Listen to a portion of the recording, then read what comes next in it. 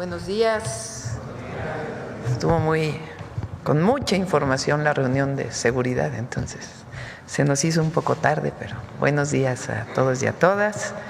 El día de hoy es jueves de Plan México y está con nosotros el doctor David Kersenovich, secretario de Salud, Eduardo Clark, subsecretario de Integración y Desarrollo del Sector Salud, y Armida Zúñiga, que es titular de la COFEPRIS, para informarnos de una serie de medidas, acciones que vamos a tomar para impulsar la inversión de la industria farmacéutica en nuestro país.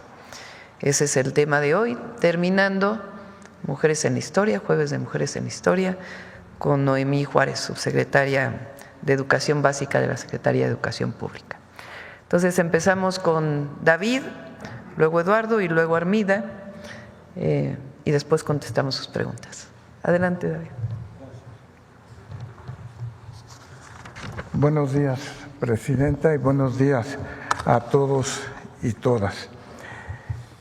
Como ustedes saben, tenemos enfermedades que son muy significativas en la carga de enfermedad en México, como son, por ejemplo, la hipertensión arterial, la diabetes, la enfermedad renal crónica. Entonces, en ese contexto, tenemos también un gran avance de la cuarta transformación que tiene que ver con la gratuidad de los medicamentos. Y la gratuidad de los medicamentos es muy importante para el contexto de estas enfermedades porque mejora el apego al tratamiento de las personas que de otra manera se les dificulta conseguir su tratamiento. Por otra parte, el poder de la compra pública es muy significativo y muy importante, y eso hace necesario crear un ecosistema en biofarma que permita avanzar hacia una política que está reflejada en el Plan México, que es la producción de medicamentos precisamente en el país. No nomás medicamentos, sino también los insumos de los dispositivos médicos, las vacunas, etcétera.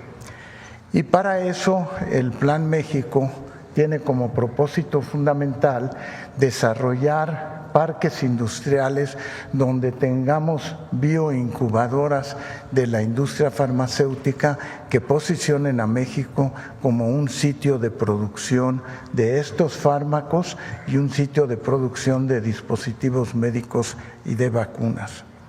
¿Qué se requiere para ello?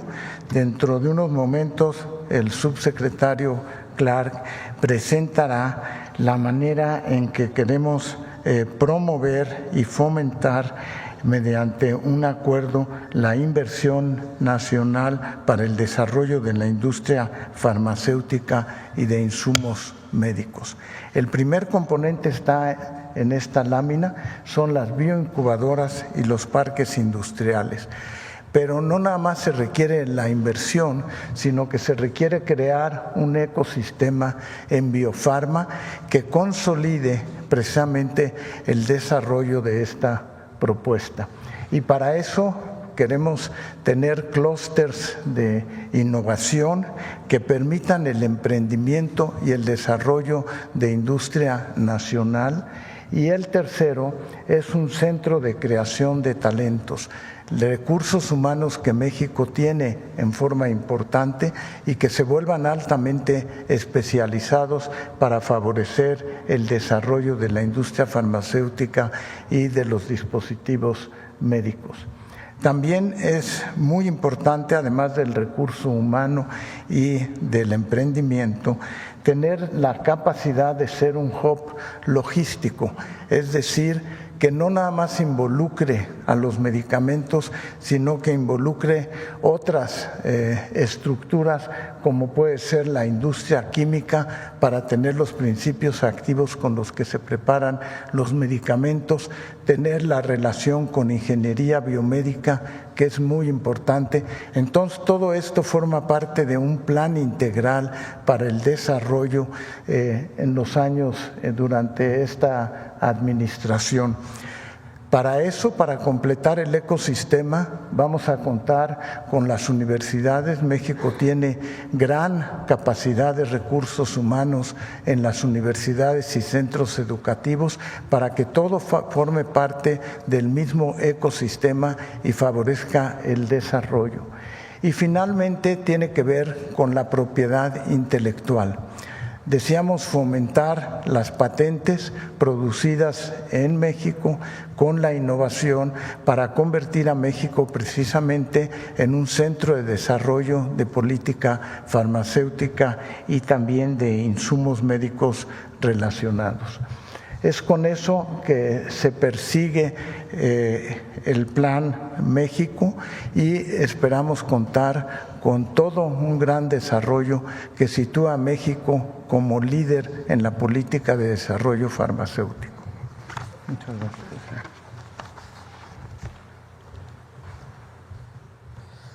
Con su permiso, Presidenta, buenos días. Gusto saludarlos a todos. Si me dan la siguiente diapositiva, por favor. Creo que si algo nos ha quedado claro a los que trabajamos en el sector salud en estos 8 meses y a los compañeros que vienen desde la administración anterior, es que México tiene el potencial para ser líder en producción de medicamentos, dispositivos médicos y otros insumos para la salud. Así como México ya es líder en muchas industrias, la industria automotriz, la industria agroalimentaria, como cada vez más empresas en el mundo voltean a ver a nuestro país como un centro de inversiones, estamos convencidos de que México tiene la capacidad para ser igual un líder en el sector de la industria de insumos para la salud. Desafortunadamente, desde hace ya más de 25 años, o más bien hace 25 años, comenzó un proceso en el cual la gran inversión que había ocurrido en la industria farmacéutica en nuestro país en el siglo XX se fue disminuyendo. Hace 80, 90 años, compañías tan grandes como Pfizer, AstraZeneca, Bayer vinieron a México y siguen aquí y hacían grandes inversiones para producir. También se generaron grandes laboratorios mexicanos, de los cuales muchos permanecen. Pero a partir del cambio del siglo XXI y con las políticas neoliberales que nos complejizaron la producción en México, y particularmente a partir de una decisión en 2008 que eliminó el requisito de que la industria farmacéutica debiera tener inversión en México para poder comercializar, vender productos en México, lo que hemos visto es una reducción, desafortunadamente, del porcentaje de los medicamentos e insumos para la salud que se producen en México. Hoy nuestra tarea es cómo revertir esta tendencia y cómo hacer que México no solo sea una potencia en la cual cada vez llegue más inversión a nuestro país, pero que también esa inversión se traduzca no solo en empleos, en inversión en territorio nacional, pero también en una soberanía de que los productos que los mexicanos requieren para su salud se produzcan en nuestro país y tengamos la capacidad de atender con nuestra propia industria a las necesidades de todos nuestros pacientes. Por esa razón, hoy les queremos presentar un decreto del Ejecutivo Federal para fomentar la inversión en territorio nacional de la industria farmacéutica, de dispositivos médicos y de otros insumos para la salud, con el objetivo de que en los siguientes años haya un porcentaje cada vez mayor de inversión de la industria farmacéutica, pero también de los productos que consumimos en nuestro país sean producidos en nuestro propio territorio nacional. Tiene dos componentes que les queremos comentar hoy. El primero tiene que ver con cómo vamos a comprar los insumos genéricos, es decir, aquellos medicamentos que no tienen patente, que representan el gran volumen en términos de piezas de la compra de medicamentos. En particular, el decreto que será presentado lo que busca es que en cualquier compra de insumos para la salud, es decir, en las compras públicas que hacemos, para que el auditorio escuche más o menos los números, cada 2 años el Gobierno de México gasta más de 300,000 millones de pesos, de hecho casi 330,000 millones de pesos en insumos para la salud. Es decir, este porcentaje tan importante de gasto público en los mexicanos lo consideramos como una de las principales palancas que podemos utilizar para que la industria farmacéutica venga a instalarse en México y que cada vez más inversión se genere en territorio nacional. Y por eso, para cualquier compra de insumos que realicemos, particularmente las licitaciones públicas o las compras que se hagan de medicamentos genéricos, lo que estamos buscando es que cualquier participante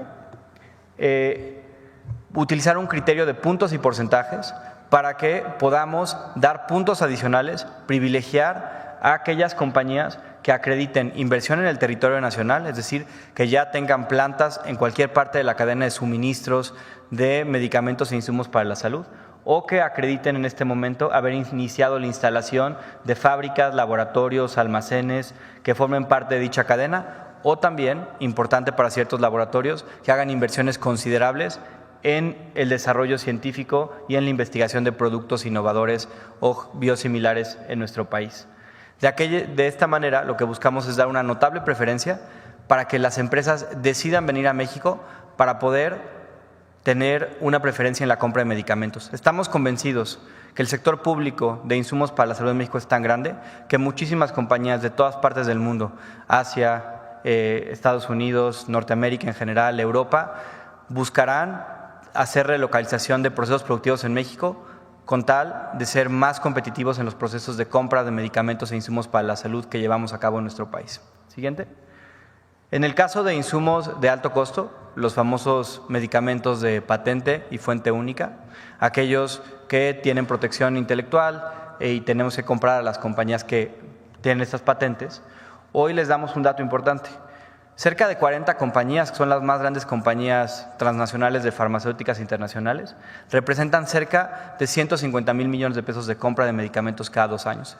Es un gasto increíblemente alto que nosotros consideramos al comprar estos volúmenes, tiene que venir asociado con un compromiso de inversión de parte de estas compañías en México. Es decir, si vamos a invertir y que ellos tengan estos ingresos, que una parte de esos ingresos los reinviertan en nuestro país y que una parte de lo que los mexicanos consumimos para insumos para la salud de todos los pacientes del sector público se reinvierte en México a través de estos procesos de inversión. Por eso, lo que estamos presentando en el decreto de fomento a la inversión farmacéutica es que para todas las negociaciones de la compra de medicamentos de fuente única y patente del próximo año, no las que ya se realizaron, vincularemos en las negociaciones un compromiso de inversión asociado al monto de la compra. Y les voy a poner un ejemplo, sin decir nombres de compañías en particular, pero tenemos compañías que le venden a México 5 o 6 mil millones de pesos de insumos para la salud de patente, que no tienen ningún tipo de proceso productivo en México, que su único arraigo en territorio nacional es una oficina de ventas, una oficina de relaciones comerciales.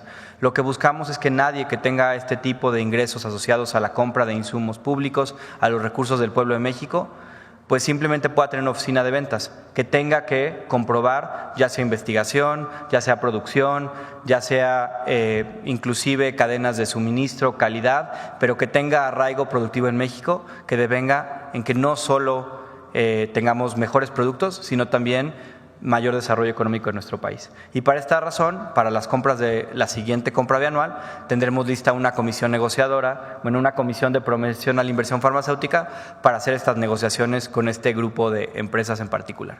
De esta manera, con estas dos estrategias, lo que buscamos es que a partir de las siguientes compras, que se estarán realizando en más o menos un año para los insumos que llegarán a México a inicios de 2027, tengamos una estrategia mucho más agresiva para que no solo haya relocalización el siguiente año a México, que la industria desde ahora pueda hacer las previsiones para comenzar procesos de instalación de fábricas, procesos de investigación que les permitan competir en mejores condiciones comparados con proveedores que no tengan arraigo en México.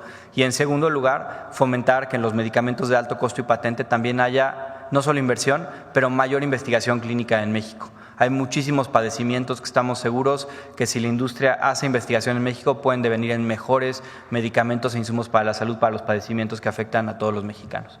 Sería eso, Presidenta. Muchas gracias.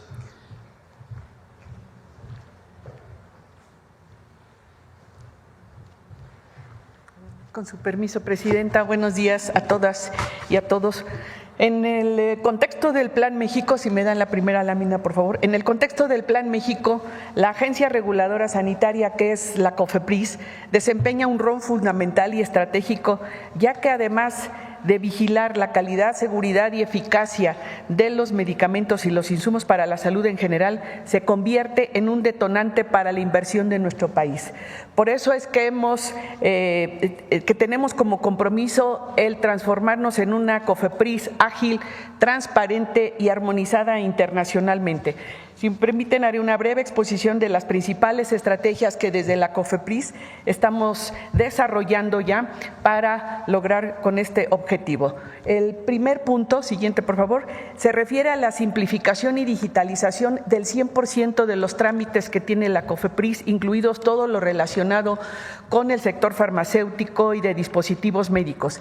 Este ejercicio lo hemos realizado bajo la coordinación de la Agencia de Transformación Digital y tenemos a la fecha ya los primeros 3 bloques de estos trámites que han sido simplificados y que nos han significado una reducción significativa en el número de trámites, pero también en el número de requisitos y por lo tanto en los tiempos de respuesta que tenemos y estamos estableciendo para cada uno de ellos.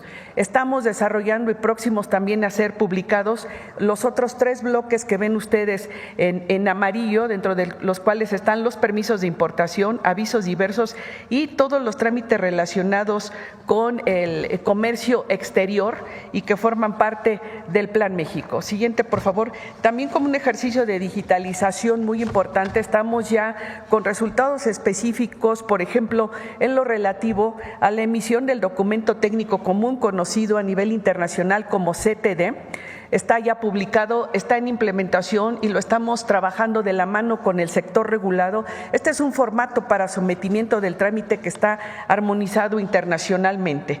Así también hemos desarrollado la línea de captura correspondiente para cada uno de los trámites y en revisión la ventanilla única de comercio exterior para todos los trámites relacionados con importaciones y exportaciones de insumos para la salud. También tenemos ya digitalizado la plataforma para ensayos clínicos, en particular para protocolos y enmiendas, que es la famosa plataforma conocida como DigiPris. Así también las modificaciones de registros, ya algunas digitalizadas y también publicado a través de unos lineamientos recientemente el sustento y todo el mecanismo para visitas de verificación de buenas prácticas a través de sistemas de videovisitas. La siguiente, por favor. Se ha comentado también ya por quienes me han antecedido en el uso de la voz la importancia del desarrollo y el fomento de la investigación clínica en México. Por tanto, tenemos también ya estrategias desarrolladas con resultados concretos en la reducción de tiempos de atención para estos protocolos de investigación clínica. Se han publicado acuerdos, uno de ellos para el reconocimiento, las equivalencias que se conoce a nivel internacional, el reconocimiento entre agencias de los certificados y de los registros que se emiten en otras regiones del mundo, así como para reducir los requisitos para estudios clínicos en múltiples centros. La regulación en línea también nos ha permitido que el 95% de los protocolos hoy se encuentren dentro de la plataforma de DigiPris y de manera muy importante hemos reducido ya los trámites de estos protocolos de 115 días a 40 días, aunque la meta es todavía llegar hasta 1 o 2 semanas en esta respuesta. La coordinación interinstitucional, es decir, asociando e integrando al esquema a todos los participantes en el esquema de protocolos como la CINSAE, que es la Coordinación de Institutos Nacionales, o la Secretaría de Ciencia, para los programas de fortalecimiento en capacidades regulatorias de los investigadores, la unificación de criterios científicos y éticos, el fortalecimiento de redes de atención, entre otros temas, y también la publicación de todos los mecanismos que nos permiten la interacción permanente con el sector regulado para hacer de esto precisamente un proceso mucho más ágil. Todo esto aprovechando las grandes ventajas que tenemos en México en el ecosistema para investigación clínica, como es la infraestructura, la gran calidad de investigadores, la diversidad de la población, incluso el perfil epidemiológico de nuestra población. La siguiente, por favor. Otra estrategia es cambiar en la ruta regulatoria los permisos que suelen tener tiempos de atención más prolongados por avisos, y un ejemplo de ello es el proceso que estamos llevando a cabo para la desregulación de dispositivos médicos, reclasificando estos dispositivos médicos en función de su riesgo sanitario, pero eliminando trámites que resultan innecesarios. Este proceso está impactando a más de 2.200 dispositivos médicos para hacer procesos simplificados, incluso en algunos casos de regularlos, es decir, no van a requerir ningún trámite asociado con un registro sanitario. Pero también lo estamos aplicando a otros ámbitos de la regulación de los insumos para la salud, como son, en lugar de prevenciones, hacer notificaciones, que es una manera más ágil de interactuar con el sector regulado, y repito, el objetivo es reducir los tiempos de respuesta. Sí, la orientación técnico específica también es otra estrategia que hemos desarrollado. Este es un esquema nuevo en México para el acompañamiento a la industria desde el momento que se genera un nuevo proyecto, sobre todo para empresas que van a invertir en México, que tienen nuevos esquemas de inversión en México, y dar desde el inicio y desde que se está gestando el proyecto todo el acompañamiento regulatorio, a fin de que una vez que se concrete el proyecto, cumpla con los estándares sanitarios requeridos por la agencia sanitaria. Entonces tenemos definido el proceso, la solicitud, la evaluación colaboración técnica por reuniones interdisciplinarias, una respuesta formal en términos de una orientación y finalmente el seguimiento y acompañamiento en todo el proceso hasta que se obtiene el registro sanitario correspondiente. La siguiente, por favor, se refiere a la modernización del marco normativo, ya que como agencia sanitaria nuestro trabajo se basa precisamente en un andamiaje jurídico que estamos también revisando, que estamos actualizando y que estamos simplificando. Hemos emitido ya el acuerdo de protocolos, los lineamientos de certificados de buenas prácticas de fabricación. También estamos por emitir el acuerdo de equivalencias para registros de nuevos medicamentos y dispositivos médicos. Así haremos actualizaciones también en el reglamento de insumos para la salud, incorporando incluso temas de muy reciente avance en el campo de la medicina, como las terapias innovadoras, la actualización de normas y otros lineamientos. Y este es un proceso permanente dentro de la agencia. La siguiente, por favor. Muy importante ha sido para nosotros la colaboración estratégica con el Instituto Mexicano de la Propiedad Intelectual, con quien firmamos un convenio de colaboración en el mes de marzo a fin de establecer un mecanismo más ágil para la vinculación entre la patente del medicamento y el otorgamiento del registro sanitario, de tal manera que las interconsultas que se hacían en el pasado y que nos podrían requerir varios meses de atención, hoy se hacen en menos de una semana, en menos de 5 días, y estamos generando también plataformas a fin de hacer estos listados y estos procesos también de manera muy transparente para la población y principalmente para el sector regulado. La siguiente, por favor. El reconocimiento internacional de la COFEPRIS es otro tema que traemos como un pilar estratégico, ya que la COFEPRIS está en el listado transicional de agencias reconocidas por la OMS, pero queremos tener precisamente el reconocimiento del más alto nivel de la Organización Mundial de la Salud, a fin de que los registros que emitimos en México sean reconocidos también en otras regiones del mundo, al igual que hoy se hace con otros países. Estamos en este proceso justo en estos días en un proceso de acompañamiento por la OPS, pero estamos alineados a estos estándares de la OPS, de la Organización Mundial de la Salud y de otras agencias que tienen precisamente el liderazgo en los temas de regulación de medicamentos y dispositivos médicos. La siguiente, por favor, y es la última. Tenemos también las jornadas de atención de trámites pendientes, que es un proceso que estamos desarrollando con avances ya importantes, pero que vamos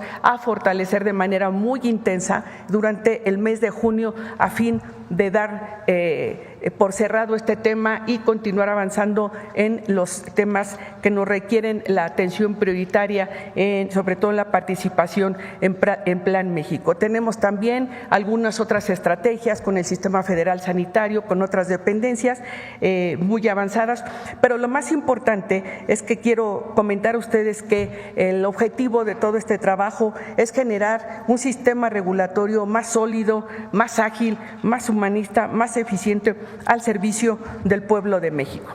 Es cuanto. Gracias. Bueno, un resumen muy breve. Está terminando todo el proceso de compra de medicamentos 2025-2026. En este proceso, pues evidentemente se abre internacionalmente las licitaciones, las invitaciones, lo que ahora llamamos las subastas inversas, que es otro mecanismo ya aprobado por la Ley de Adquisiciones para comprar los medicamentos. Muchos de los medicamentos se importan, vienen de otras partes del mundo, algunos de la India, otros de Europa, de diversos países de Europa, otros de Estados Unidos y más pocos de los que se fabrican en México. Como bien dice Eduardo, pues son 300,000 millones de pesos, estamos hablando de 15,000 millones de dólares, 15 billones, como dicen en Estados Unidos. Entonces, esta capacidad de compra necesaria para atender al pueblo de México, pues queremos que nos ayude a que empresas de la India, de Estados Unidos, de distintos lugares de Europa, de América Latina, de Brasil, de otros lugares, vengan a invertir en México para que produzcan aquí los medicamentos. Eso va a hacer que sean todavía más económicos y además pues se va a generar empleo, van a tener participación con los institutos de investigación para el desarrollo de medicamentos para enfermedades en México, características de zonas tropicales como por ejemplo el dengue, y queremos que todo esto esté vinculado con Birmex, que es la empresa que históricamente fabricó vacunas para el pueblo de México y que en el periodo neoliberal pues prácticamente desapareció y que tiene muchísimas instalaciones con capacidad. Entonces lo que se va a publicar es para que en la compra del 2026, que va a ser para 2027 y 2028, pues ya vengan puntos de calificación a todos los que van a participar en las licitaciones, adquisiciones, invitaciones, para que tengan plantas instaladas en México. Entonces ese es el objetivo.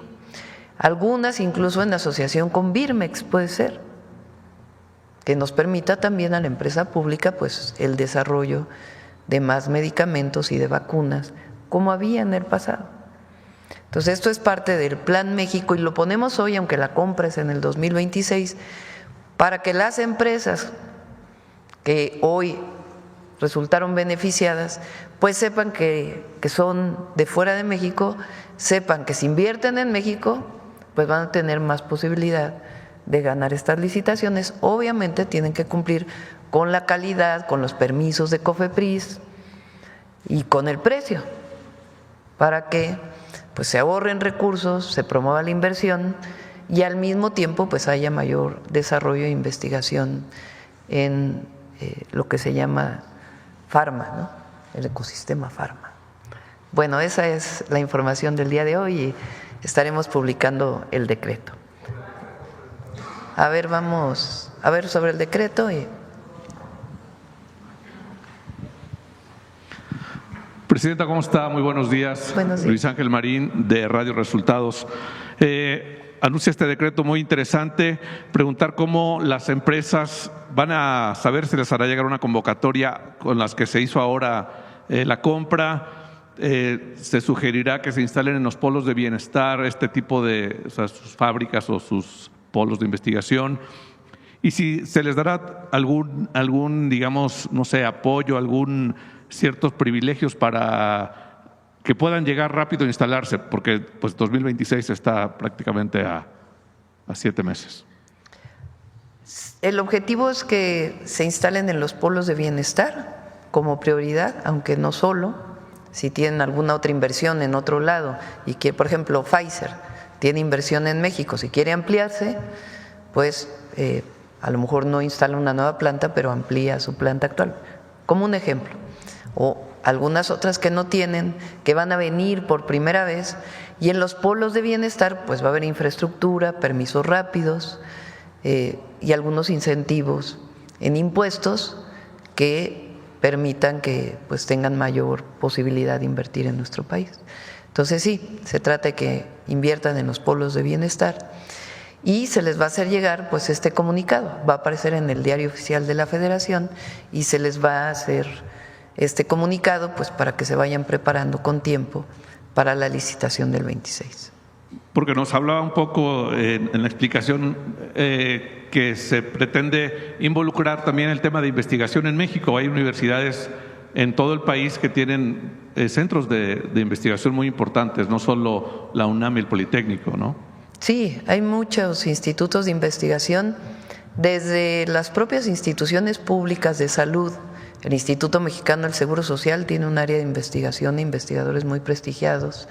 El ISSSTE también, el IMSS Bienestar también, los institutos de salud, la CINSAE, la coordinación de los institutos de salud y distintas instituciones públicas, universidades, la UNAM, el POLI, pero la UDG también tiene, muchas otras universidades, la Autónoma de Nuevo León también tiene y otras universidades.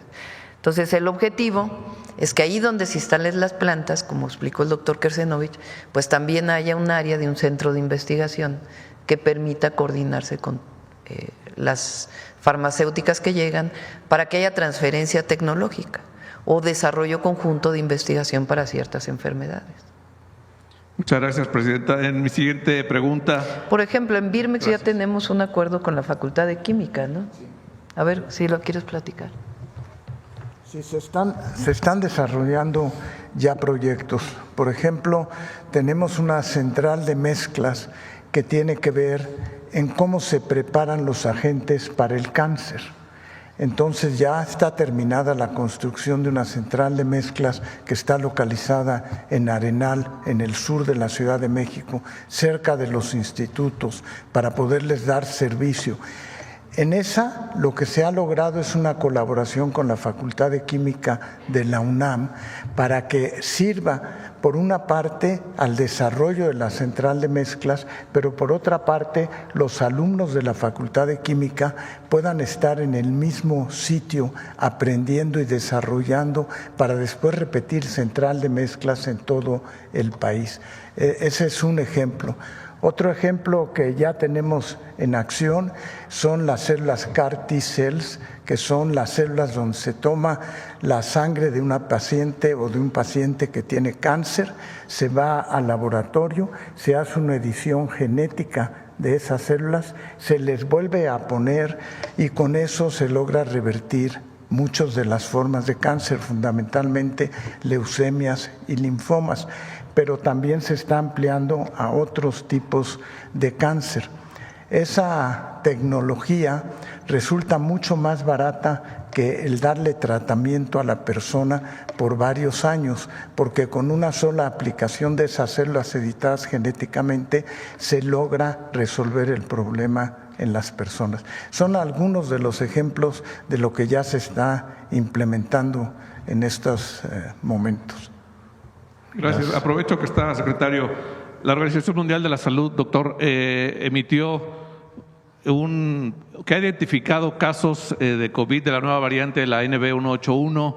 Estados Unidos incluso ha detectado en sus aeropuertos gente que llega de algunas partes del Mediterráneo, de Asia, que tienen contagio de COVID-19. ¿Cuál será la estrategia para México y si se ha detectado algún caso?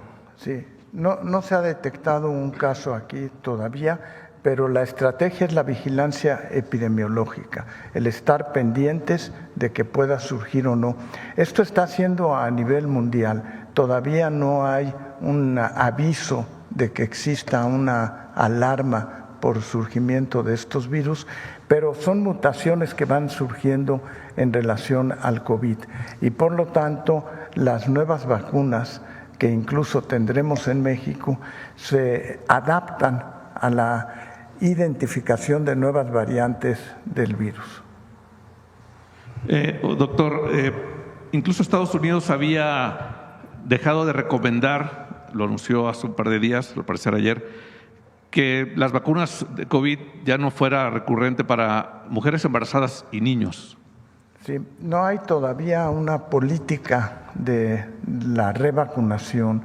Sin embargo, lo que ya está claro es que a la población que está en riesgo, por ejemplo, adultos mayores, población que tiene enfermedades crónicas, que está con inmunosupresión, todas esas poblaciones o niños que están en riesgo, que están inmunocomprometidos, deberán vacunarse contra COVID en la próxima temporada invernal que tendremos. ¿Qué vacunas serán las que se apliquen, doctor? Pues estamos trabajando con todos los tipos de vacuna, incluyendo vacuna RNA y las vacunas tradicionales de virus inactivados. Muchas gracias, doctor. Gracias. Presidente, el día de ayer, una corte en Estados Unidos echó abajo el decreto del presidente Trump de los aranceles. ¿Tiene algún comentario? Pues vamos a ver hasta dónde tiene alcances. Ayer conocimos esta resolución y el día de hoy el secretario de Economía y su equipo nos van a hacer un análisis de los alcances que esto tiene. Todavía tiene otras, sabemos que el gobierno de Estados Unidos va a poner una contrademanda, digamos, contra esta resolución. Van a apelar, entonces, sí. Exactamente. Entonces vamos a ver cuál es el alcance y con gusto les informamos. Gracias. Mi última pregunta, la Secretaría de Infraestructura anunció ayer que están preparados para Alvin en estados del Pacífico, Michoacán, Guerrero, etcétera. Sí, está la Coordinación de Protección Civil para si hay alguna alerta, claro que se informa a través de Protección Civil, y si hay una alerta de que pueda tener alguna afectación mayor, por supuesto lo estaremos informando oportunamente. Muchas gracias, Presidenta, Sí. muy amable. Acá. Presidenta, buenos días. Soy Aisa García del canal de televisión Telesur. Bueno, la primera pregunta ya que traía la respondió. Es muy importante este decreto de Trump que bloquea los aranceles recíprocos, pero también hubo una medida que se anunció en las últimas horas, hace 2 días, y es que el gobierno de Estados Unidos ha pausado la visa a los estudiantes. Dicen que para revisar las redes sociales de los estudiantes. Y yo me pregunto qué tanto esto va a afectar a los estudiantes mexicanos y luego qué pasaría si México adoptara una medida similar, que le dijera a los estudiantes del mundo no pueden venir porque quiero primero revisar sus redes sociales y después decido si vienen o no. Mientras tanto hay pausa en las visas.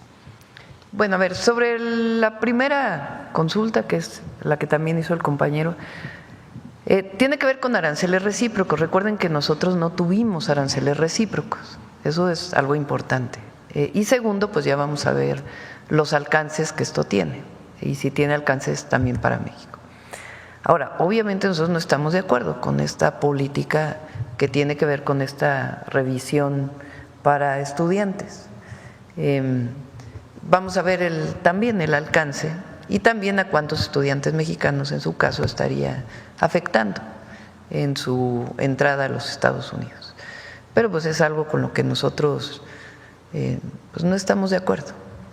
Nuestra política pues es siempre humanista. Donde se requiere visa, pues solicitar la visa con los mecanismos oportunos y en el caso de que no se necesite visa, pues la entrada a nuestro país. Presidenta, ayer un mexicano, un ciclista, Isaac del Toro, sí. se llevó ahí no el había triunfo. querido yo ¿Cómo? Ya ven, es que así decimos. Pero en 23 años hizo Sí. algo, una gran... Vamos a echarle porras desde aquí, todos le echamos porras. Sí, es ensenadense, sí, vamos a echarle porras y todas las buenas vibras, pero los compañeros, no, mejor ni lo quiero decir porque ya mañana, pasado platicamos de este tema, pero nuestro cariño, reconocimiento y las mejores vibras. Es el primer mexicano que en 23 años logra este avance. Sí, muy joven, muy joven. Sí. Presidenta, mañana es el Día Internacional del Vapeo, aprovechando que están aquí las autoridades de salud. La pregunta sería si México ha pensado en hacer algo para prohibir, para limitar el acceso de los menores al vapeo. En México es ilegal. Sí, ya está prohibido en la Constitución. En el siguiente periodo extraordinario del Congreso, una de las leyes que esperemos se apruebe es la ley de salud. En esa ley de salud viene ya las especificaciones de las sanciones que hay, porque falta esa parte regulatoria, a todos aquellos que introduzcan, que vendan vapeadores. Porque además ni pagan impuestos. Sí, pero está prohibido ya por Constitución. Lo que falta es la regulación secundaria para ver qué sanciones tienen y todos los mecanismos y quiénes son las instituciones que tienen que supervisar que no haya su venta. Eso se va a aprobar en el siguiente periodo extraordinario del Congreso, que esperemos que pues sea a mediados de junio más o menos. Es buena noticia.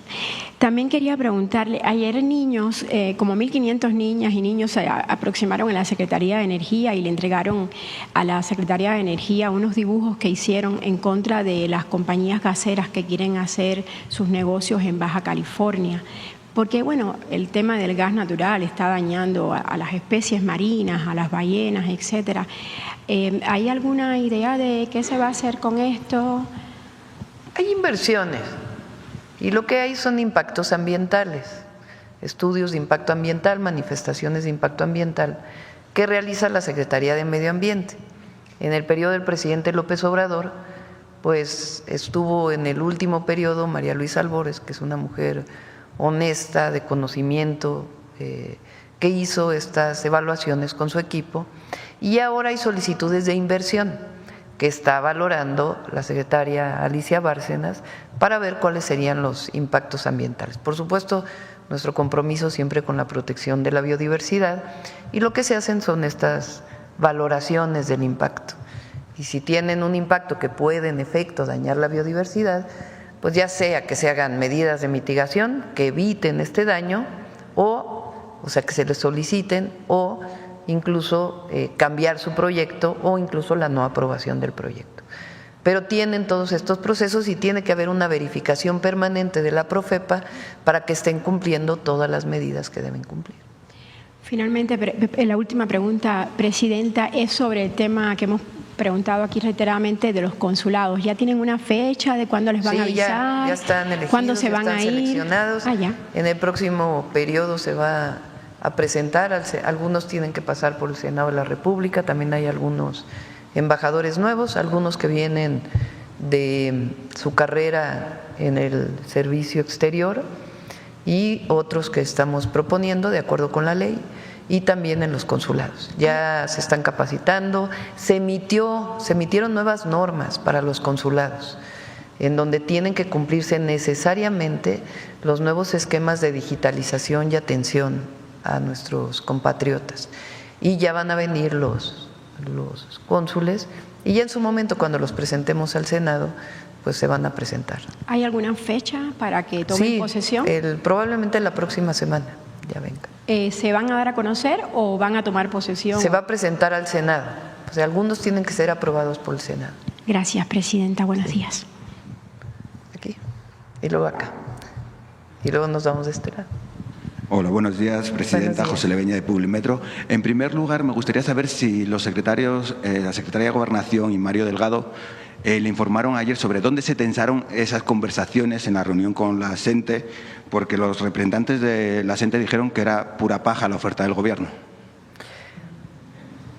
Van a informar, aparte, la Secretaria de Gobernación, el Secretario de Educación y el director del ISSSTE sobre las propuestas que se les hicieron, y ellos están, entiendo, en asambleas para poder tomar en cuenta esta propuesta que se hizo. Entonces, ya lo informarán los secretarios. ¿Tiene alguna cifra de niños afectados, así como personas afectadas aquí en la Ciudad de México por todos estos bloqueos y esta huelga? Sí, ha sido pues difícil para la ciudadanía, pero nosotros no vamos a caer en ninguna provocación de alguna represión. Okay. Primero, porque no creemos en ello, y segundo, porque sería lo que estuvieran esperando. Entonces nosotros no vamos a caer en provocaciones, y ya van a informar de su lado en bajo otra conferencia o comunicado, ya directamente el secretario de Educación, la secretaria de Gobernación y el director del ISSSTE, que son quienes han estado atendiendo junto con Secretaría de Hacienda, un equipo de la Secretaría de Hacienda. Por otro lado, hablaba la compañera de las gaseras, están amenazando con una huelga para el mes de junio. ¿Cuál es la postura del Gobierno? Hay pláticas con la Secretaría de Energía. Ellos dicen que no les está saliendo el gasto, digamos, lo que gastan todos los días para repartir el gas LP. Ahora el precio del gas LP ha bajado. Entonces, por eso hay una mesa de trabajo permanente con la Secretaría de Energía. Ya para finalizar, dos temas. Nosotros siempre pensamos en la economía de las familias, que no afecte la economía de las familias. Por supuesto, una empresa tiene que trabajar con su ganancia aceptable, razonable, pero nosotros, sin afectar a las empresas, pues tenemos que defender la economía de las familias mexicanas. Okay. Ya para terminar, un tema de eventos internacionales. México este año no participa en la Exposición Universal de Osaka en Japón, que se inauguró el mes pasado. No sé si con la Secretaría de Cultura o de Economía se pretende hacer algún evento, ya que no tiene pabellón, y si el Gobierno también está estudiando que para el 2030, la próxima Exposición Universal en Riad, se empiece a presupuestar un pabellón para México. Bueno, va a participar, como siempre, la Secretaría de Economía. Y bueno, ya estaremos planeando hacia adelante. Por último, la última vez que pude preguntarle, le comentaba si Gabriela Cuevas pudiera venir a informar sobre las inversiones, tanto en Nuevo León, Jalisco como Ciudad de México, por la Copa Mundial, si ya tiene fecha la visita de Gianni Infantino, porque el trofeo de la Copa del Mundo llega a México a mediados del mes de junio. Sí, tenemos una reunión la próxima semana. Y después otra reunión donde vamos a invitar a la jefa de gobierno, al gobernador de Nuevo León y de Jalisco para pues toda la planeación. Ha habido muchísimas reuniones, lo coordina la Secretaría de Gobernación pues hay muchísimos temas relacionados con el Mundial, desde cuestiones de seguridad, cuestiones de logística, mejora de las áreas. Ya presentó la jefa de gobierno un proyecto integral que tiene para la Ciudad de México, la vamos a apoyar en algunos temas, e igual a Jalisco y a Nuevo León. Entonces, una vez que tengamos todo esto, por supuesto ya informamos cómo nos estamos preparando para el Mundial 2026. ¿Usted va a participar en la recepción del trofeo a mediados de junio? Pues es probable, es un evento muy importante mundialmente y para México. Pues no solamente por los partidos que se van a jugar aquí y lo que significa la afición al fútbol, sino también es un escaparate para México, para que la gente conozca nuestro país, que impulsemos el turismo. Entonces, pues es un buen momento para la afición mexicana y también mundial y pues para México. Entonces, claro que nos estamos preparando para ello. Muchas gracias. A ver, va de este lado, vamos acá. Buenos días, Presidenta. Soy César Huerta de la revista Polemón. Presidenta, hoy el INEGI reporta que la pobreza laboral en México cayó al 33.9%. A ver si tienen la gráfica de eso. Su nivel más bajo desde que se tiene registro. Esta reducción ha sido atribuida al aumento al salario mínimo, las reformas laborales y los programas sociales impulsados por su gobierno y el del presidente López Obrador. ¿Cómo planea su administración consolidar estos avances, Presidenta, y lograr que más mexicanas y mexicanos puedan cubrir sus necesidades básicas con el ingreso laboral?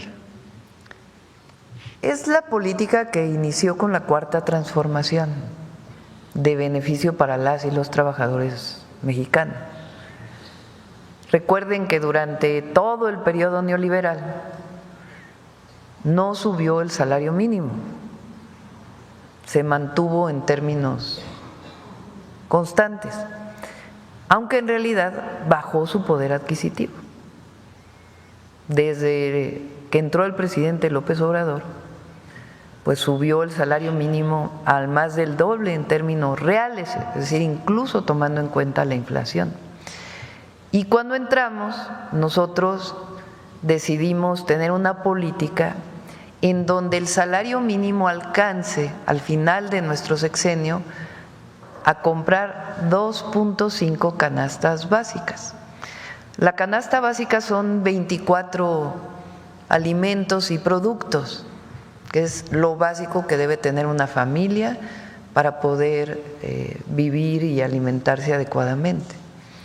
Esa canasta básica tenemos un acuerdo para que no suba de precio, sino que se mantenga.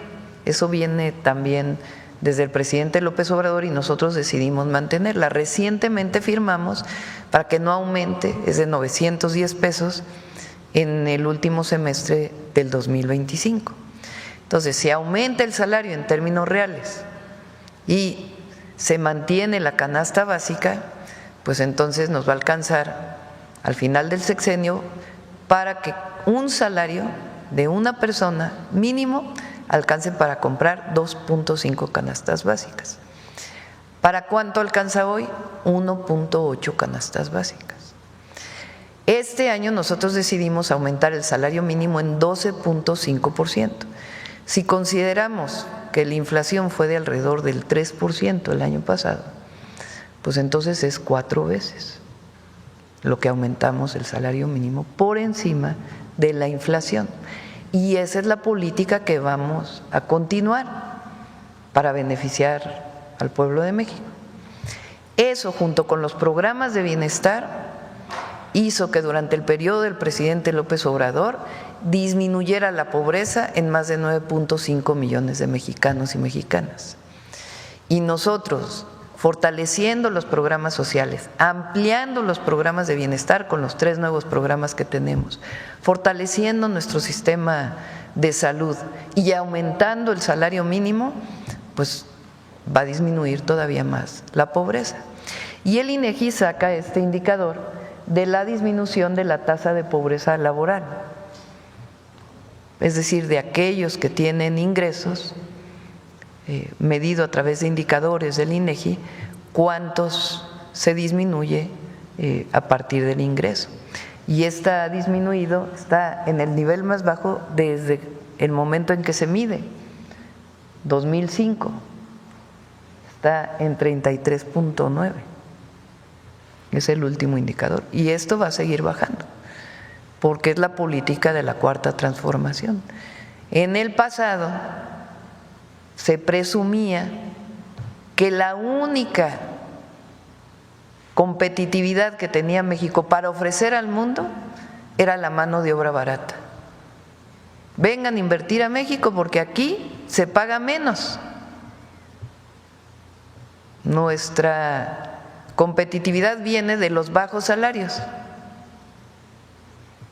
Entonces se decía, si aumentan los salarios no va a haber inversión, si aumentan los salarios va a haber inflación, se tiene que contener el salario, cuando en realidad las ganancias seguían aumentando a costa del salario del trabajador, las ganancias de unos cuantos. ¿Qué pasó durante los 6 años del presidente López Obrador? Aumentó el salario y no aumentó la inflación, aumentó el salario y aumentó la inversión extranjera directa. ¿Qué ha pasado en este periodo? A pesar de las dificultades de los temas arancelarios que ha puesto Estados Unidos, en el primer trimestre aumentó la inversión extranjera directa en nuestro país y no ha aumentado la inflación más allá de un nivel razonable. Entonces, es buena la política, fortalece la economía nacional y vamos a seguir con ella, porque nuestro objetivo es disminuir pobreza, disminuir desigualdades y aumentar el bienestar del pueblo. Si hacemos eso, pues la máxima de por el bien de todos, primero los pobres, se va a cumplir y se va a seguir cumpliendo. Entonces, eso es lo que muestra esta gráfica de la disminución de la pobreza laboral. Y Presidenta, a 2 días ya de terminar el mes de mayo, el promedio de los homicidios diarios continúa la tendencia del mes anterior, es decir, está por debajo de los 60 homicidios al día. La tendencia a la baja en estas cifras es ya una constante en los últimos meses y significa un avance muy importante en materia de seguridad. Después de años de violencia por la guerra emprendida por Felipe Calderón, Presidenta, podemos pensar ya que con las claras tendencias de disminución de los homicidios estamos entrando en una nueva etapa donde pronto tendremos un país sin la violencia heredada por los gobiernos del PRIAN. Es trabajo de todos los días. La atención a la seguridad es un trabajo de todos los días. No puede descansar uno en eso. Es todos los días, todos los días, todos los días. Por eso todos los días tenemos gabinete de seguridad, todos los días evaluamos, hacemos cada semana reuniones con gobernadoras o gobernadores para fortalecer la coordinación. Se está fortaleciendo la investigación y la inteligencia para la seguridad, para mejorar la seguridad pública. y la atención a las causas. Sin la atención a los jóvenes no podría alcanzarse indicadores cada vez mejores. El martes presentamos ya el cierre de mayo, los indicadores del cierre de mayo, y ese día podemos comentar más, pero es un trabajo diario. Recuerden que lo que logró el presidente López Obrador fue cambiar la tendencia, iba hacia arriba, hacia arriba, hacia arriba, hacia arriba. Si no hubiera llegado él, aquello iba subiendo. Entonces él logró contener y comenzar a disminuir, y a nosotros nos toca seguir bajando los delitos en nuestro país y garantizando la paz y la seguridad. Y va a ayudar también, no puedo hablar mucho de ello, pero lo que va a pasar el domingo. Ya no podemos hablar de esto. Presidenta, ya por último, el periodista Ciro Gómez Leiva dijo hoy en su columna en el Excelsior, bueno, escribe más bien, que la sentencia contra Genaro García Luna por el desfalco de 2.500 millones de dólares es, dijo, bullshit, una exageración, según él, porque nadie podrá recuperar ese dinero, ya que su familia, bueno, García Luna y su familia no tienen cómo, y el juicio se ganó por default, eso dice él. Pero pues llama la atención, presidenta, que cuando se trata de un corrupto del pasado como García Luna, Ciro exija pruebas absolutas y reparaciones millonarias, pero cuando pues el gobierno actual logra una victoria legal como esta, se burla de ella, presidenta. ¿Qué opina de que comunicadores como él minimicen los logros contra la corrupción cuando les conviene políticamente, incluso tratándose de uno de los casos más escandalosos de saqueo en el país? Pues hay personas como Ciro, otros conductores, comentócratas, que nunca van a hablar bien del gobierno. Nunca. Porque no coinciden con nosotros. Entonces su interés siempre es pues, buscar golpetear. Para eso hay libre expresión, libre comunicación. Nadie los va a censurar como en el pasado. Nadie. Pero es muy difícil que algunos reconozcan algo, nunca lo van a reconocer. Y si hacemos una cosa, nos van a criticar por una cosa. Y si hacemos la contraria, nos van a criticar por la contraria. Porque su objetivo es golpetear. Ahorita me va a estar oyendo y va a hacer su comentario. Seguramente, ¿no? Porque así pasa. Pero es la verdad. Es la verdad. Entonces, pues sí, también defienden temas que son, pues que no entendemos por qué los defienden, ¿verdad? Pero hay libre expresión. Claro, también hay derecho de réplica en la mañanera, ¿verdad? Muchas gracias, presidenta. Adelante. Ay, te salté, ¿verdad? Ahora regreso. Buenos días, presidenta. Shaila Rosagel, corresponsal del Grupo Gili, El Imparcial de Sonora, La Crónica de Mexicali y Frontera de Tijuana. Presidenta, preguntarle en un primer momento sobre el cierre de la frontera al gusano barrenador. El secretario Julio Verdeguer pues ya anunció que está dando resultados la campaña que se está haciendo para controlar esta plaga.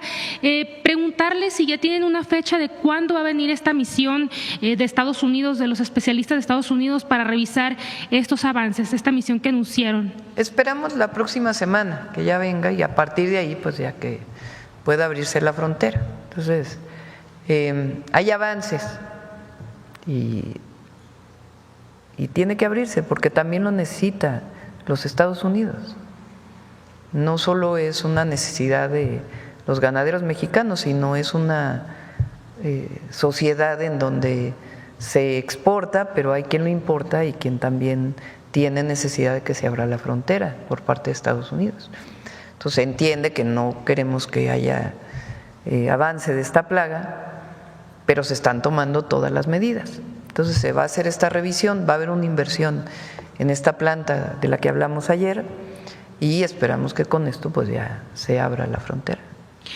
Presidenta, más o menos, ¿cuánto tiempo estiman más? Viene la semana que entra entonces la misión, ¿cuánto tiempo se...? Pues ya el secretario de Agricultura va a estar informando, pero nosotros esperamos que sea muy pronto.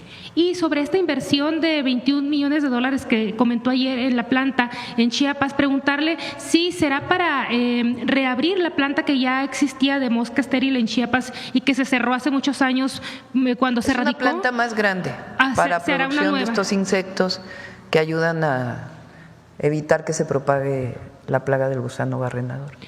Presidenta, ya por último, sobre este tema, preguntarle si, aprovechando que está el secretario de Salud, si hay nuevos casos en humanos. El martes comentaron que iban 6, si hay algunos nuevos casos. No hay más casos.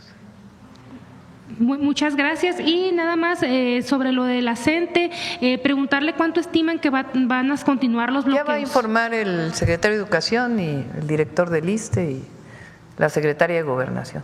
Ya ellos tuvieron la mesa ayer y ellos ya van a estar informando. Muchas gracias.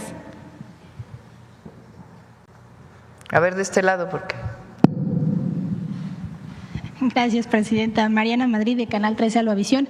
Primero, sobre el tema que nos presentaron, saber si ya tienen una proyección del porcentaje de medicamentos que se podría empezar a producir aquí y se dejaría de importar. Le voy a pedir que me repita la pregunta.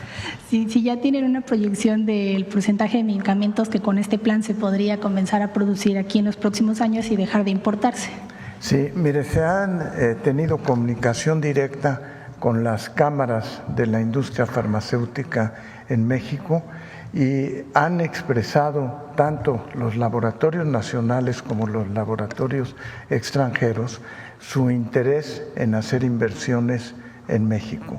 Hay más de 20 proyectos que ya están y que yo espero podamos anunciar en fecha próxima de cuáles son las inversiones y cuáles son los medicamentos, pero sí hay mucho interés en invertir y desarrollar la industria farmacéutica en México. México ofrece muchas ventajas que no tienen otros países, como tener los hubs académicos, la estructura de personal y también la situación que tenemos en Latinoamérica y también la cercanía con Estados Unidos. O sea, sí hay interés definitivo y yo espero que pronto estemos anunciando algunas de esas inversiones. ¿Nos podrían adelantar alguna cifra de cuánta derrama económica están proyectando con este proyecto? Pues yo no quisiera decir una cifra económica y luego equivocarme en la cifra. Lo que sí puedo decir es que va en billones de dólares. Muchas gracias. También el gobierno de Estados Unidos le revocó el permiso para que una niña mexicana que recibe atención médica, un tratamiento especial en California, pues permanezca en el país y están en riesgo de que ya los regresen. Pues saber qué información tienen sobre este caso, si ya hay alguna comunicación con la niña, si hay algunos otros casos que se estén presentando así. Sí. Está en Relaciones Exteriores, es que ayer nos informaron, está Relaciones Exteriores apoyando a la familia a través de los consulados y viendo las razones por las cuales se tomó esta decisión y apoyar con toda la familia. ¿No tienen registro de otras personas que se encuentran en esta situación? Lo que vamos a hacer en los consulados ahora es abrir ventanas de vacunación para todos los paisanos. Ya se va a informar esto, para que si no tienen posibilidad de ir a una institución en Estados Unidos, pues puedan irse a vacunar a los consulados. Y finalmente, presidenta, el Foro Económico Mundial prevé que pues puedan empeorar las expectativas económicas a nivel mundial. ¿Qué medidas está tomando México pues para no salir tan afectados? Y bueno, aunado a esto, pues ayer las proyecciones de crecimiento para 2025 del Banco de México se redujeron a 0.1%. Número 1, el apoyo a la gente, programas de bienestar garantizados. Número 2, seguir aumentando el salario mínimo para apoyar al pueblo de México.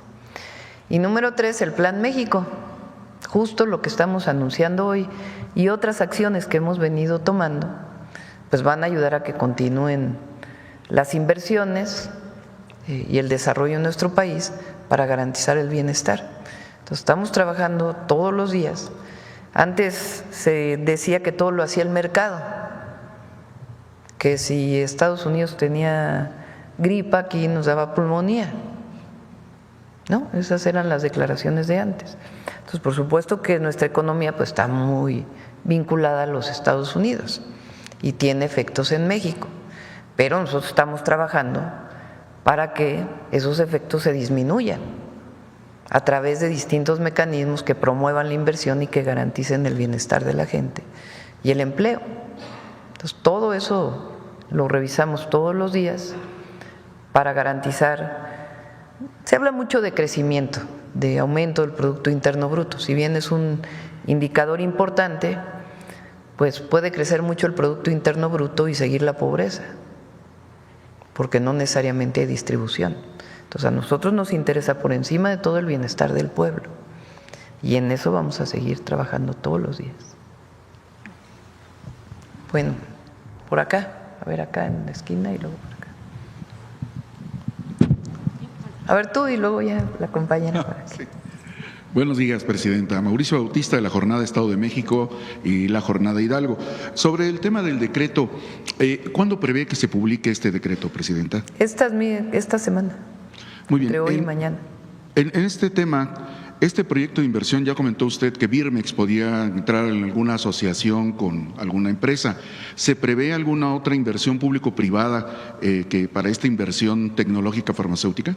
Sí, nosotros le llamamos inversión mixta a varios proyectos que tenemos en distintas áreas. Entonces, nuestro objetivo es que Birmex recupere su capacidad de producción de vacunas y de algunos medicamentos. Y además puede entrar en asociación con alguna de las empresas mexicanas o extranjeras que incluso ya han manifestado su interés para poder producir más medicamentos, que se transfiera la tecnología y que Birmex tenga mayor participación. Entonces, todo esto lo estamos viendo en este proceso de acercamiento con distintas empresas nacionales y muchas extranjeras para generar pues estas condiciones. ¿Podría detallar un poco los incentivos fiscales o financieros que tendrían empresas mexicanas que apuesten por la biotecnología en medicamentos genéricos? Son los incentivos que fueron publicados para la inversión y en particular en los polos de bienestar. ¿Por qué en los polos de bienestar? Pues porque son terrenos identificados cuya propiedad es municipal, estatal o nacional, en donde pueden desarrollarse parques industriales, pero al mismo tiempo puede haber producción de vivienda social en el mismo predio o cercano, y también garantizar pues el acceso a los derechos y los servicios. Y para la inversión garantizar pues que tenga energía, infraestructura, etcétera, etcétera. En esos polos de bienestar, a ver si tienen la publicación el día de la presentación que vino Marcelo, se permiten varios incentivos. En algunos casos, por ejemplo, en la frontera con Chiapas, es incluso una reducción muy significativa en ISR, en IVA, porque tienen los incentivos fronterizos. En otros pueden tener su inversión y la concesión del predio, pueden los primeros años no pagar por la concesión, sino hasta los siguientes años, pueden tener deducción del 25% en programas de capacitación, del 100% en inversión de activos fijos nuevos, iniciativas de investigación y desarrollo con deducción adicional del 25%. Hay varios incentivos económicos que ya fueron publicados y que si invierten en esos polos, pues es mucho más que cualquier incentivo que se pueda plantear. Y la otra pues es la celeridad en los trámites, que eso es muy importante siempre para una inversión. Finalmente, Presidenta, en este tema del gas y esto que algunos integrantes del gremio planean hacer un paro nacional, Preguntarle si hay algún plan para evitar el desabasto en caso de concretarse este paro nacional de gaseros que están previendo para los primeros días de junio. Sí, no creo que se vaya a dar el paro. O sea, lo que necesitamos pues es garantizar, pero con los datos reales, que puedan operar las empresas y al mismo tiempo garantizar la economía de las familias. Entonces, pues están, digamos, presionando un poco para que haya el aumento, pero nosotros pues tenemos números que establecen cuál es el precio máximo que pudieran tener a partir pues de las ganancias que puedan obtener. Entonces yo creo que va a haber acuerdo, que no tienen por qué llegar a este paro. Muy bien, muchas gracias, presidente. Gracias.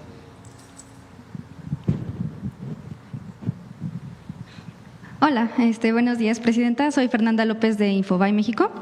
Voy a insistir un poco en el tema de la CENTE, si prevé que su gobierno se acerque nuevamente o llegue a un acuerdo antes del fin de semana. Lo va a informar el secretario de Educación, ¿sería aquí la o secretaria sería de Gobernación y el director del ISSSTE. Bueno, muchas gracias. En otro tema, sobre la posible extradición de Dámaso López Serrano, alias el Minilic, que es exmiembro del cártel de Sinaloa. Se había dicho anteriormente en diciembre que podría haber, podría haber un acuerdo entre Estados Unidos y México para la extradición, pero ayer trascendió que el Minilic hizo un acuerdo de cooperación. ¿Esto frena su extradición o la afecta de alguna manera? Yo creo que hay que insistir en algo muy importante.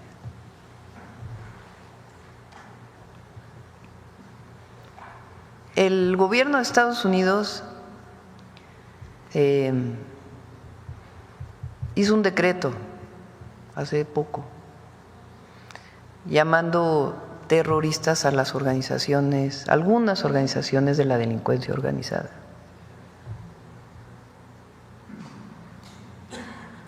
Ellos en varias ocasiones han manifestado que no establecen negociación con estas organizaciones. Entonces tienen que explicar por qué en estos casos se llega a acuerdos. Nosotros vamos a insistir en la extradición de los que hemos solicitado la extradición. Nosotros todos los días cooperamos para la seguridad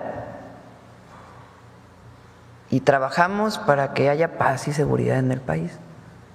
Y hacemos, junto con la Fiscalía, detenciones, investigación, inteligencia. No queremos que haya violencia vinculada con la delincuencia organizada y para ello se hacen las carpetas de investigación, las detenciones y se trabaja todos los días en ello.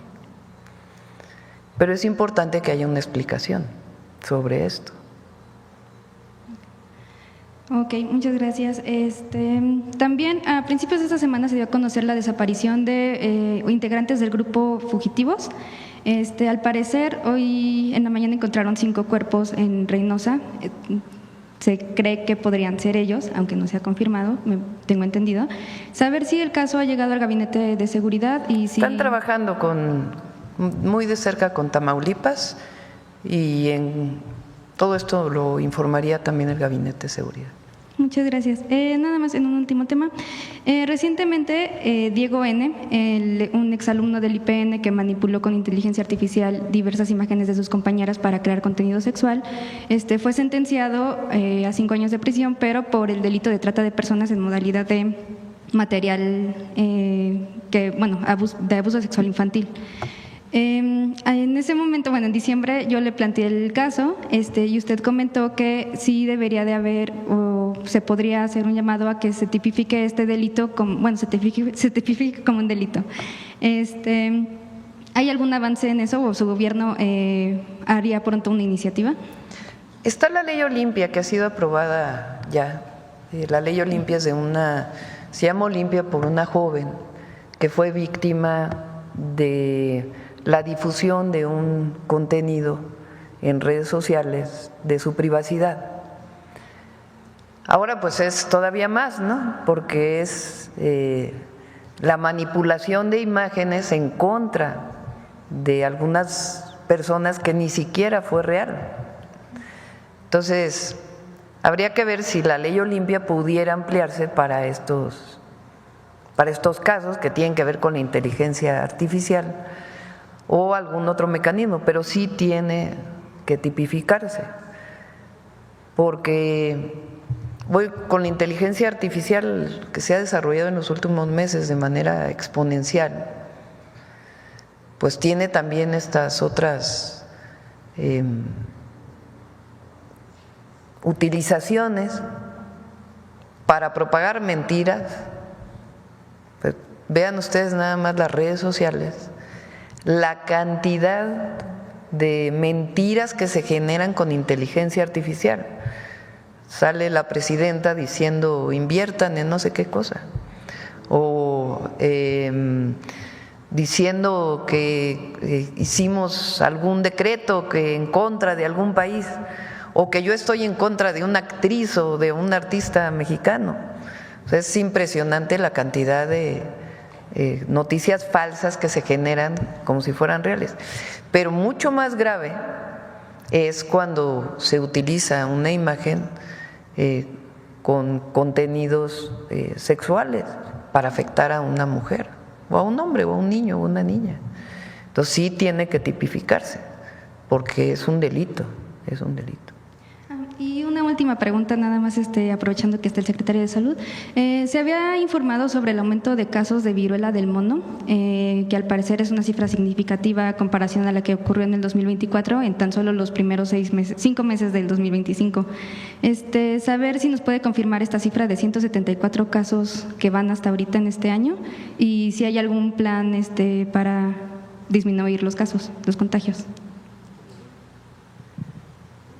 ¿Quieres comentar, David, sobre la viruela del mono, los casos? Sí. No tenemos todavía reportes de ese virus en el país en este momento, lo hemos tenido en fechas anteriores. Está aprobada ya por COFEPRIS la vacuna, de tal manera que si se presenta tenemos el fármaco ya disponible en México. Pero estamos en vigilancia también de ese virus. Pues cerramos, Noemí.